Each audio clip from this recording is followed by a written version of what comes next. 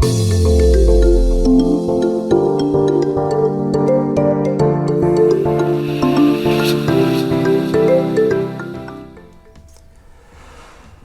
привет, дорогие друзья, другие подруги, здрасте. Бритье, бритье, бритье. Как вы уже наверняка знаете, сегодня будет не просто эсеровское бритье, но армейское эсеровское. В бытность мою в армии я работал танкистом в Прибалтике 83-85 год в Латвии. Ну, я согласен с Андреем Шестым, который написал, что в армии брили станок, лезвие и мыло. Все, больше ничего. Ну, в моей голове практически все то же самое, только по-другому. Станок вместе с лезвием я считал за одно целое, станок, мыло, полотенце вафельное. То есть и других вариантов я, честно сказать, и не помню. С армейским бритьем связано многое, и что точно и наверняка можно сказать, это то, что оно кардинально отличается от того, которое вот сейчас я вам уже несколько лет демонстрирую с экрана, потому что там были и условия другие, и подход другой, и люди были другие.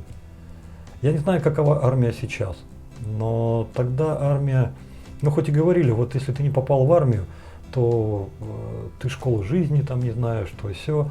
А те, кто с армии приходил, да, 2 потерянных года, но сразу после армии, там несколько лет подряд, да, возможно, человек и мог так сказать, что это 2 потерянных года. Но на самом деле, вот сейчас, с высоты вот этих лет, я бы, наверное, не стал так говорить. Потому что кто приходит в армию? Молодые пацаны, которые практически еще ничего в жизни не знают, ни уха, ни рыла, ни бэ, ни мы, ни кукареку, без таря в голове, и которые не знают, что такое правильно, неправильно, можно, не можно, можно ляжку через машку. Там вот узнаешь не только это, много всего другого, дисциплина в первую очередь. Узнаю такие простые вещи, что вот, допустим, твое личное мнение, оно никого не колышет, потому что вот есть поставленная задача, есть приказ. Вот этот приказ и нужно исполнять. Это хорошо видно по тем новичкам, которые вот только-только молодого призыва приходят, их заводят в столовую. Это какое-то разношерстное стадо, которое ни в ногу маршировать не может, не может ничего. Заходят их в столовую, заводят, садят за лавочки, стол на 10 человек, кастрюля посередине. И как они вот на это, как они считают, армейское, не пойло, а как, это, что-то непонятное такое. Как они носы воротят, фу, да я это есть не буду. Не ешь, нормально. Он день есть не буду, 2 есть не буду, 3 есть не буду. Вы посмотрели бы на этих орлов, которым было я, на 4-5 день. Мало того, что свое все выметал, еще по сторонам зыркал, ты будешь доедать? Нет, и тарелку друга бывает, что доедали. То есть выметали все. Почему? Очень тонкая, хитрая штука. Утром, в обед, вечером, 3 раза в день. И настолько привыкали, настолько все это входило. А в перерывах между этими приемами пищи тебя как следует гоняли везде. Естественно, ты же организм-то молодая, энергию тратишь, восполнять ее хочешь не хочешь как-то надо. И ты, когда топка-то уже разгорелась, ты начинаешь в эту топку закидывать все подряд, что способно поддержать жизнедеятельность этого организма. Поэтому там уже переставали воротить нос. Из интересного. Бриться нельзя было так, как мы бреемся сейчас. То есть для этого было специально отведенное время. Во-первых, как начиналось утро? Наступал положенный час, 6 утра, 7 утра, это вот в разных казармах, в разных частях заведено по-разному. У нас это было 7 часов. Я служил в двухэтажном здании, Добеля 14, это не 70 километров от Риги, недалеко от Елгавы. Здание, наверное, 30-х, 40-х годов. На первом этаже учебка, рота 100 человек, на втором танкисты, на втором учебка, рота автомобилисты.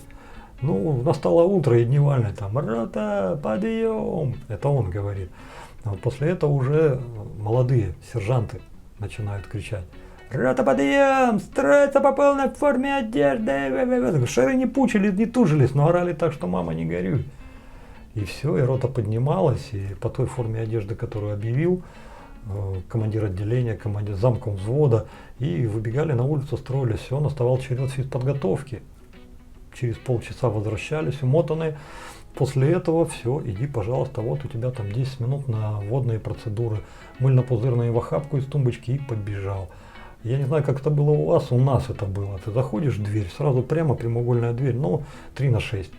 Это сушилка. С правой стороны стояла сушилка, деревянный шкаф, в котором там трубы для сапог, для шинелей, для гимнастерок, ну то есть для всего, что вот бывало, намокало, вот там сушили. Портянки, опять же, вот это все. Сразу налево это умывальная комната. По тем военным нормативам, если мне память не изменяет, на каждые 16-18 голов полагалось одно очко и один этот сосок с краном. Но у нас 100 человек. Ну, тем не менее, очков у нас было 6, а кранов у нас было 8. То есть, ну, по-своему мы жировали. А следующее помещение, вот первая дверь, это умывальник. Второе помещение, это уже там с таким монументальным постаментом, с чугуняками, со всеми делами, с деревянными перегородками. Это вот то самое, где провинившиеся с зубной щеткой-то и не вылазили. Но вот в это время, да, можно было побриться. Но ты должен был и умыться, и почистить зубы, и побриться, и причем не всегда тебе давали ровно 10 минут. А иногда получалось так, что вот ты только прибежал, а тут рота строится, или отделение строится, или взвод строится, и никого не колышет. Успел ты, не успел. Вообще, о чем речь? Тебе приказ ты слышал? Все, беги. И побежал. То есть успел, не успел ты побриться, поэтому соответствующее и бритье также протекало. Старались все сделать максимально быстро. Единственное послабление, это если, допустим, ты бреешься после отбоя ночью, ну и то это, знаете, допустим, ты дежурный или попал на ночной наряд, ну да, тогда возможно, если ты всю основную работу сделал, ты можешь побриться не быстро, а чуть-чуть с чувством, с толком. Это первый фактор, который накладывал определенный отпечаток на бритье. Второй. Кто приходил в армию? Безусые юнцы, порой у которых даже и пушка не было. Вот смотрите, вот это я до армии. Не смотрите на буйную шевелюру, а вот смотрите на тот пушок на усах. А вот это я уже, по-моему, я уже черпак, 1,5 года прослужил, или уже дедушкой стал, что-то вот типа вот такого. То есть там нет людей с такой щетиной, как у нас сейчас. Там приходят с пушком, поэтому смахивать с лица, но это было не так, как сейчас, попроще. И я не помню, чтобы кто-то из нас брился там в 2 прохода, в 3 прохода. Ну так раз, смахнул, и как вот Андрей Штой правильно говорит, ну, все минималистично было и достаточно нормально. Не было никаких компрессов, теплой воды или чего-то еще. Просто кран открыл, тын-тын, и убежал. Все. Автошлейф, вода из-под крана. Ух, какую я вам историю задвинул. Ну, ладно, раз уж я вас морально маленечко подготовил, вы на крупный план смотрите, чем мы сегодня будем пользоваться. Ну, а я вас жду обратно. Перед собой сейчас вы видите все предметы сегодняшнего нашего обзора. Первый и самый, наверное, все-таки главный. Хотя, зря я это сказал, потому что тут все главное. Это станок Кедр. Что он из себя представляет? Коробочку вы все видели, то есть обыкновенная такая вот простенькая, цена тут стоит. Да, ё-моё, тут еще и цена стоит. Ребята, зацените.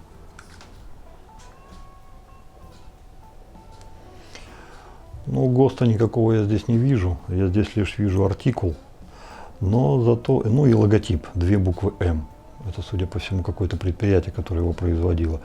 Ну и цена, конечно, 2 рубля 65 копеек. Из чего можно заключить, что когда он был молод, красив и силен собой, то стоил он совсем-совсем недорого. Ну, хотя как мерить, опять же, какие-то годы. Были времена, когда и бутылка водки стоила рубль 26, потом 2,40, по-моему, потом 3,12, 3,62, 4,12. Что-то вот типа такого. Поэтому в зависимости от того, в какое время он продавался, можно и судить, 2,65 дорого это или нет. Станок сам по себе не тяжел. Имеет достаточно неординарную и нетривиальную форму. Таких станков не часто вы можете увидеть, повстречать, но тем не менее, вот, наверное, благодаря технологии изготовления, то, что он пластиковый, вот этим все и обусловлено. Вес его где-то в пределах 35 грамм, не так уж он и тяжел. Ручка, конечно же, не круглая, длиной порядка 95 миллиметров. Насечка, чтобы удобно держать. Крутилка, которая позволит нам открыть верхние лепестки, потому что конструкция станка сама по себе бабочка. Это не 3-составной, не 2, не 4, это бабочка, но не регулируемая. Потому что, вращая вот это вот колесико, вы сможете открыть шторки для того, чтобы добавить сюда лезвие. Но регулировать вы здесь ничего не сможете. Для установки лезвия служит средний гребень. Ну и плюс еще вот эта вот пластиковая выточка, которая здесь есть. По бокам шпеньки вот эти тоже будут дополнительную фиксацию служить. Сами шторки металлические. На удивление, сколько лет прошло, а выглядят они достаточно бодро. Нигде следов ущерба для хромированного покрытия здесь не вижу. Единственные следы времени, которые здесь можно заметить, это вот тот массированный белый налет, который отшоркал, наверное, минут 15, так и не вышоркал до конца. Видимо, тут по-другому надо к нему относиться, хотя замачивал я его 10 минут. А во всем остальном, ну, огурец молодец. То есть, ну, понятно, что это не та пластмасса, которая используется сейчас, это какая-то другая пластмасса, но смотрите, как сохранился, вполне себе. Ставим лезвие спутник, которое есть у меня благодаря, опять же, вам вот такой коробочке. На коробочке написано целый рубь стоило это лезвие. Изготовлено по ГОСТу, где ГОСТа нет, зато есть адрес ЛМО спутник, индекс, адрес Крупской, дом 55, Минлег, Пищемаш, СССР. Блин, вот так вот это было все, ребята.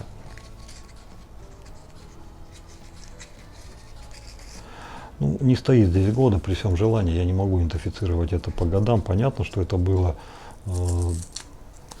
раньше, чем 90-е, может быть, даже раньше, чем 80-е. Смотрите, судя по всему, даже на экспорт шло. Made in USSR. Что здесь еще есть? Ну, для новичков как вставлять? Reason do not wipe. Промывайте, не протирайте. Нету годов, ребята. Опять же, желтая вот эта вот, как ее, вощеная бумага, а-ля как калька. Годы не испортили это лезвие, совершенно. Нержавеющая сталь.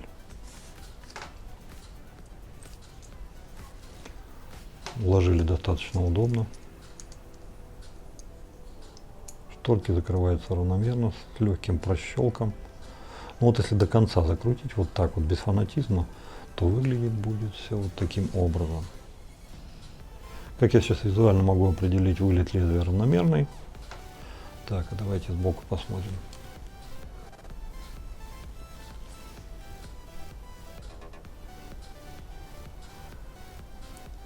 Если судить по вылету лезвия, бритье должно быть, ну это мягкий станок. Вот так, если судить.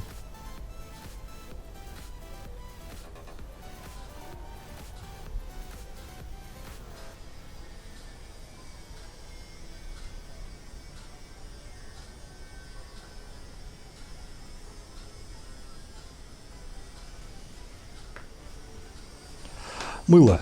Мыло то, что было, то и мыло. Здесь кусочек чего-то белого, судя по всему, может быть детское. Здесь, но это не дегтярное, это что-то другое. Вот я, конечно, мог пойти заморочиться, взять и дегтярное или хозяйственное. В принципе, и то сейчас можно, конечно, найти. Не 80-х годов, но хотя бы по названию это было такое же. Но отталкивался от другого. По большей части в армии брились тем, что было. Вот есть это мыло, вот этим мылом ты и бреешься. Какое это было мыло, или то, что выдал старшина, или то, что ты прикупил себе с чпокой, у тебя еще не успели спереть.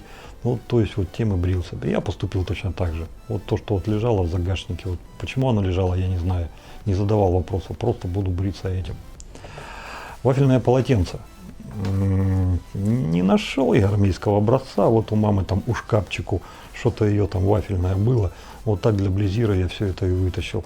По большому счету сегодня большой роли-то это играть не будет, потому что, ну какая разница, чем ты вытащишься, но хотел просто как-то вот максимально близко придвинуться к той эпохе, ну поэтому будет сегодня вот такое вот вафельное полотенце. Хотя у вас дома наверняка может быть свое. Вы знаете, наверное, это будет все-таки самое аскетичное бритье за всю бытность канала. Более аскетичного, честно сказать, я даже еще и не припомню. Хотел бы еще раз повторить. Взял первое попавшееся мыло. Мог взять какое-то другое, там, детское или еще что-то. Было бы дегтярное, взял бы дегтярное. Было бы хозяйственное, взял бы хозяйственное. Это помесь чего-то, я даже не знаю чего и как оно отсюда попало. Но это не дегтярное, потому что дегтярем не пахнет, это что-то другое. В армии с этим не разбирались. Да, тогда по большей части было все-таки хозяйственное. А чтобы вы знали, к хозяйственному пренебрежительное отношение, оно порой воспитывается, наверное, только в нынешние времена. А в предыдущие хозяйственное мыло это было наше все. Процентовка 64, 69, 70, 72, по-моему, 72, да?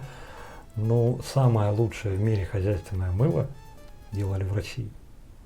Потому что не в ее, потому что не жульничали, потому что делали все по ГОСТу. Я вам больше скажу, мы это мыло даже экспортировали. За золото, между прочим, не просто так.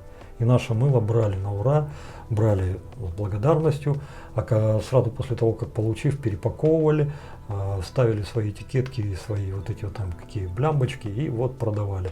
Так что это было мыло. Но сейчас я не знаю, оно как-то изменилось, не изменилось, я давно хозяйство в руках не держал.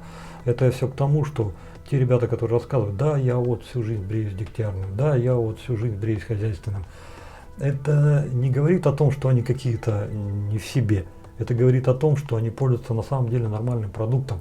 Просто они такие, какие они есть. Если им это мыло нравится, значит все хорошо, все нормально. Поэтому вот будем сегодня бриться тем, что попало под руку. Ну так, команда рота подъем, рота строится на улице, это уже все прозвучало. Вот я прибежал.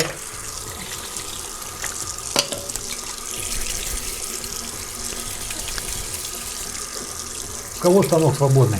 Давай.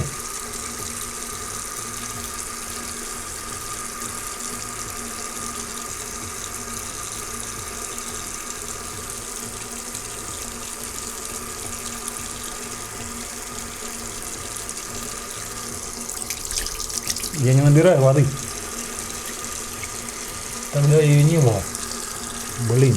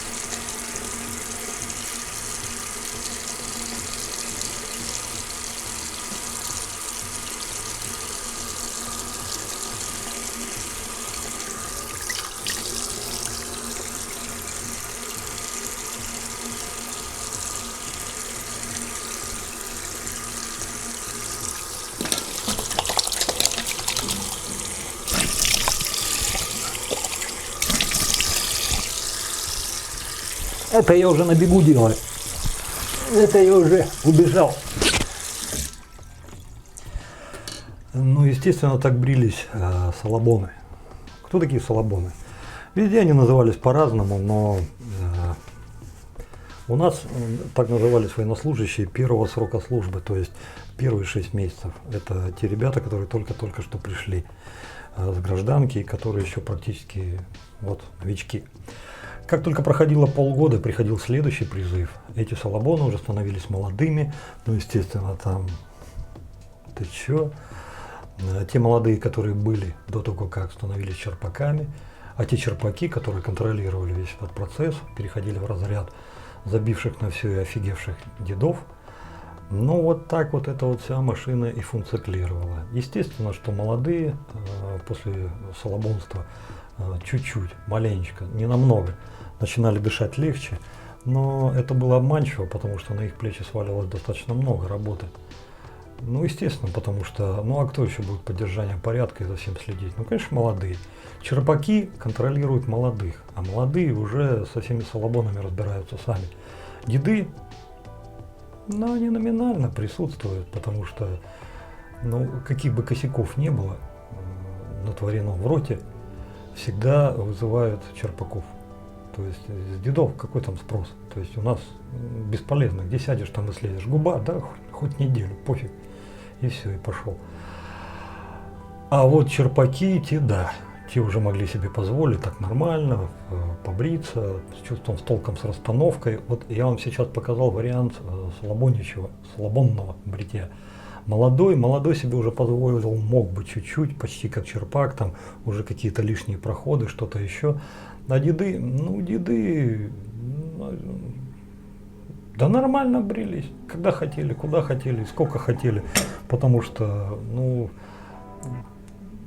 да, деды забивали на все, но глупо, допустим, там комполка попасться небритому, как сапог, ну, если ты, конечно, не в хозводе работаешь, и только из-за этого как-то огрести люлей. Ну, то есть это неправильно. То есть деды поболее других за собой следили, у них было больше на этого времени. Поэтому вот если я сейчас добавлю еще один проход, ну это или пару проходов, это уже будет то продвинутое бритье, которое могли себе позволить служащие свыше полугода. То есть молодые черпаки и деды. Вот, собственно, и вся разница. Сколько времени это заняло, увидели сами. Даже несмотря на то, что это быстро все пролетело, могу сказать, что вот это бритье мне понравилось. То есть, если бы у меня в армии был такой станок, а у меня был металлический, что-то там с этим, со сплавом связано, это было бы кайфово. Потому что на самом деле станок рабочий. Он интересно сейчас шел так, информативно. Ну и я думаю, что если бы он у меня был в армии, на первых полгода я бы его через сутки уже не увидел. Молодой, ну тоже могли подрезать, там, ну да, ну там все роту бараком поставил, нашел бы, и не факт, что нашел бы. А вот у черпаков и у дедов там чревато. Вот там бы этот станок задержался, да. Но, ребята, какой брать станок? Вот на последнем стриме вышел Донатос с Литвы и говорит: Вадим Викторович, ну вот я собираюсь в армию, какой мне взять? И что-то там называет там. Донатос, возьми что попроще. Любые станки стоимостью там 50, 100, 150, 200 рублей, они тебе более чем подойдут. Это и лорды, и рапиры, и вот главбрит Фарован, зайди, сколько там этих станков, да мульем, видов, по-моему, 15-20, любой из них. Глиссере. Взял, вытащил, бреешься. Тебе, особенно в первое время, пока ты будешь служить, чего-то дорогого туда тащить. В армии вообще дорогого ничего не надо тащить, а в первые полгода особенно. Потому что, ну, как пить дать, слямзят, и чирикнуть не успеешь. Ты его все время на груди носить не будешь, а рано или поздно ты его покладешь в тумбочку. Первый куда-то вас вывели, там, я не знаю, на плац, на стадион, там, или еще куда-то там, в учебный зал. Все, ноги приделают быстро, поэтому даже не парься. Что-то минимальное, чем ты можешь побриться, и все. Вот это вот моя такая рекомендация тем парням, которые собираются в армию и думают, что взять самое недорогое, что сможете взять. Но в крайности подать тоже не стоит.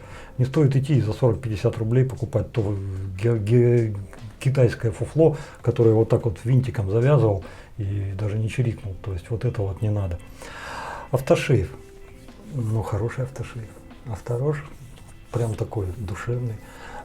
Не поорать, но зато на лице приятно и освежает. Вот так вот и обрились. Я не думаю, что я вам открыл Америку. Многие из вас и сами знают, как это было. Те, кто еще не знает, ну, дай бог и не узнаете. А если все же приведется, нет ничего сложного. Человек такая скотинка, что он привыкает ко всему махом. К хорошему быстрее, к плохому чуть дольше, но тоже привыкает. Поэтому привыкните и вы. В любом случае у вас найдется чем бриться, а если не найдется, ну я думаю, в каждом отделении части найдется свой чипок. Чрезвычайная помощь оголодавшим курсантам, где можно купить не только станок, но и великолепный бутерброд с маслом, с селедкой и с луком, супер-пупер замечательный томатный сок и полстаканчика сметаны, дабы сев за столик, все это смешать, посыпать солью и с кусочком хлеба все это скушать. Ух, в нашем чипке это было, блин. Особенно после зарплаты, когда туда заходишь, вот эти вот все явства, изыски, можешь себе позволить. Ну и так, чтобы уже совсем пошиковать, пачку Кента так за рубль. Зарплата тогда, в то время, у нас была 7 рублей. Ну вот представьте себе, за рубль, или сколько там этот Кент стоил. Ну это что, пипец. Ну было такое, было что. Так что было всякое. Ребята, те, кто не получил сатисфакцию с этим станком, скажите, побреемся еще раз. Но я думаю, что берите. Кому интересно что-то раритетное, берите. Это не фантик, это не фуфел, это рабочий нормальный агрегат. Да, не регулируемый, но все-таки бабочка. И не та обычная бабочка мягкая, которая вот, допустим, в вейше или иже с ними. Это вполне себе поагрессивнее бабочки, поагрессивнее вейши, всяко разно. Интересный инструмент. Но где его брать будете? Я нашел только одно объявление на Авито за 350 рублей. И то это не продажная цена, это аукционная цена. То есть 300 начало, по-моему, да, и 250 еще отправка. Ну вот как-то так. На этом разрешите с вами попрощаться. Добра, счастья, радости. Берегите себя, берегите своих близких. Дай вам Бог здоровья. Пускай у вас всегда все будет хорошо. Ну и мирного неба нам всем над головой. Всех мусульман еще раз с праздником Ураза Байрам. Ну и вот лишь бы не было войны. А все остальное, и жирок нарастет, и выкрутимся, и все у нас будет. Вот не было бы войны и здоровья. Вот и все, и нафиг. Остальное всех победим и забодаем. Ну все, пока-пока, до новых встреч. С вами был я, Вадим. Подписывайтесь на канал. Пока-пока.